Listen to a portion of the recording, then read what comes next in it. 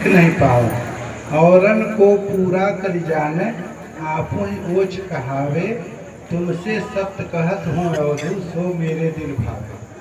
साहब अपने भक्त की लक्षण बता रहे हैं कि हमें कौन प्रिय है। भक्त जो ऐसे लक्षण वाला भक्त प्रिय है जो दीनता जो आवे, जिसमें नम्रता इतनी आ जाए कि किसी को भी, एक कण को भी श्रेष्ठ ही समझे, बड़ा समझे, सबको अपने से बड़ा समझे। सो पद दे उदास अपने को ब्रह्मादिक नहीं पाओ, औरन को पूरा कर जाने मतलब दूसरे जो हैं उनको पूरा समझे, ज्ञानी समझे, बड़ा समझे, जानकार समझे, और अपनी ओज का है, अपने को छोटा समझे, ऐसा लक्षण।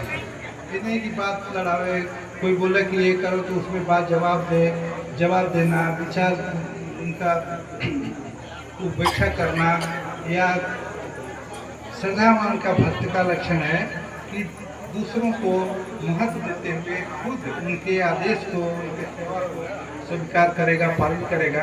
जो हम अपने जीवन में ऐसा आदर्श स्वीकार करते हैं तो हमारा जीवन नम्रता बदलने लगता है।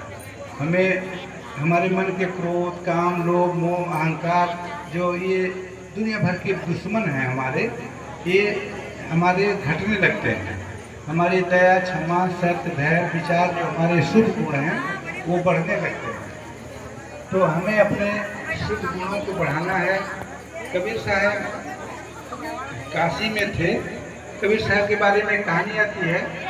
काशी में रहते थे तो उनकी झोपड़ी थी, तो झोपड़ी में सोए थे, और जो उनकी कमाली जो बेटी थी 12 वर्ष की, कमाली बगल में पास में ही सोई थी। तो झोपड़ी में चोर आ गया। कबीर साहब तो सोए थे, वो कमाली देखी, चोर आ गया, कहे बोली साहब चोर। तो कबीर साहब जगे और देखे कि चोर आया है, तो कमाली का मुंह पकड़ लिए, कहे बेटी चुप हो जाओ। इस झोपड़ी में 40 वर्ष से हम रहते हैं, हमें कुछ नहीं मिला। उसके चोर के भाग्य में जो होगा पाले ले लेंगे। तो चोर देखे कबीर साहब का चरित्र, चोर आया, चोर सब ढूंढ रहा था कोई चीज़ मिले, तो मटके के ऊपर मटका रख के ऐसे ऊपर रखा था, ऊपर कोई सामान मटके पर चढ़ के उतारना चाहता था, गड़बड़ गिरा पड़ा चोर। तो कबीर साहब दौड़े और कहे अरे चोट लगी, उठाए झाड़े चोर को। तो चोर तो घबरा गया कि अब तो चोर कर देंगे, पकड़ा जाएंगे, मारेंगे, पीटेंगे, पुलिस को दे देंगे। कबीर साहब भैया चोट तो नहीं लगी, ऐसे सहलाए, उनका धूल झाड़े, उठाए, और अपना जो एक चादर ओढ़े थे, केवल एक चादर, वो बिछा दिए। कहे भैया इसी में सब रख लीजिए, जो भी सब सामान इसी में रख लीजिए, उठा देते हैं, ले जाइए। अपना चादर बिछा के सामान खुद रखने लगे। अब चोर तो पहले घबराया कि हल्ला करेंगे, शोर करेंगे, मारा पीटेंगे, जेल में हो जाएंगे। अब देखा कि ये खुद ही अपना चादर बिछा के, एक चादर था वो भी, और सामान रखने लगे कि सब ले जाइए। ऐसा देखकर चोर का दिल पिघल गया और तुरंत साहब के चरण में गिरा, और चरण में गिर के क्षमा मांगा कि मुझे बहुत बड़ी गलती हुई, और चोरी छोड़ के शिष्य हो गया। तो साहब जो ऐसा चरित्र था, कपड़ा बेचने जाते थे, नीमा माता, पिताजी और सब लोग घर में कपड़ा बुनने का व्यवसाय था। बनारस में मुसलमान ही कपड़ा नहीं बुनते, हिंदू लोग भी बुनते हैं, सब कोई भी कपड़ा व्यवसाय बुनते हैं। वहाँ कपड़ा, साड़ी, बनारसी साड़ी उड़ी और कपड़े बुने जाते हैं, करघे लगे हैं घरों में, सूत काटते हैं, तो हर कोई करता है। तो सूत काट के जब बेचने जाते तो देखते रिक्शा वाला जड़ा रहा है, कपड़ा फटा है, उसका कुर्ता और फिर उसको दे देते। मोची सिल रहा है, मजदूर जा रहा है, कोई जड़ा रहा है, किसी कपड़ा नहीं, कोई भिखारी है, वो दे देते। तो घर आते लौटते तो नीमा माता बहुत गुस्सा होती कि एक तो पहले कुछ खाने को है नहीं, शाम को क्या बनेगा, और जो कमाई थी मेहनत करके सूत काटे, वो भी जाके कपड़ा बुने, वो भी जाके तुम दान करके आ गए, तो भोजन क्या बनेगा।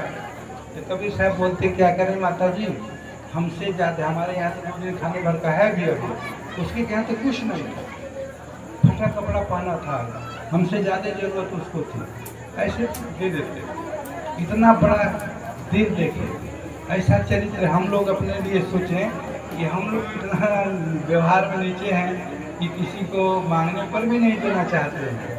किसी भाई को, बंधु को, किसी भिखारी को, किसी को मांगे तो नहीं देना चाहते, वो खुद ही देख के दे देना चाहते कि इनकी आवश्यकता क्या है।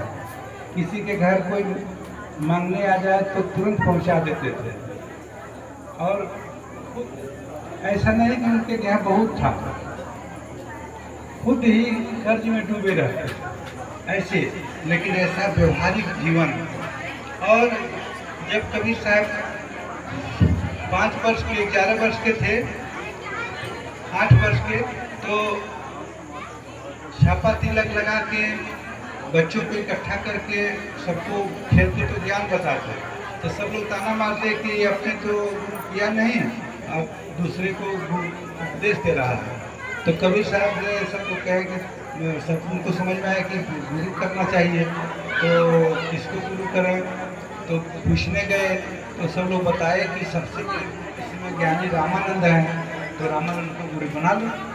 तो रामानंद के पास गए तो सब वहाँ पर गेट पर घुसने नहीं दे, मार के भगा दिया।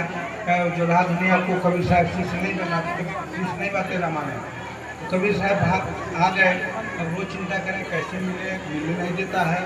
तो देखे धोखा लग के कि रामानंद स्वामी रोज सुबह उठते हैं, स्नान करने जाते हैं, तो गंगा जी, तो कबीर साहब एक दिन देखिए कि गंगा जी स्नान करने जा रहे हैं, तो सीढ़ी पर जाके पंचगंगा घाट की सीढ़ी है वहाँ पर, जब बनारस आएंगे आप लोग तो वहाँ पंचगंगा घाट जहाँ कबीर साहब की मूर्ति लगी है, पंचगंगा घाट पर रामानंद स्वामी का चरण पड़ा था, वहाँ कबीर साहब समाज सीढ़ी पर सोए थे, वो सब अभी है। वो सीढ़ी पर रामानंद स्वामी जा रहे थे स्नान करने, उनका चरण पड़ा, लेकिन अरे बेटा कोई बच्चे पर पड़ गया, अरे बेटा राम राम कहो, राम राम कहो, उठाए झाड़े, बेटा राम राम को चोट लग गई। तो कबीर साहब घर आए और राम राम लिख लिए, और छापा तिलक जैसे रामानंद लगाए वैसे लगा के, तो उस घर में बवाल हो गया। जुलाहा पट्टी बोलते हैं वहाँ पर, नरहरपुरा था नाम, के चौरा अभी चौरा कहते हैं उसको, उस समय नरहरपुरा नाम था, जुलाहा पट्टी इनके मोहल्ले का नाम था, उसमें जुलाहों की बस्ती थी। बवाल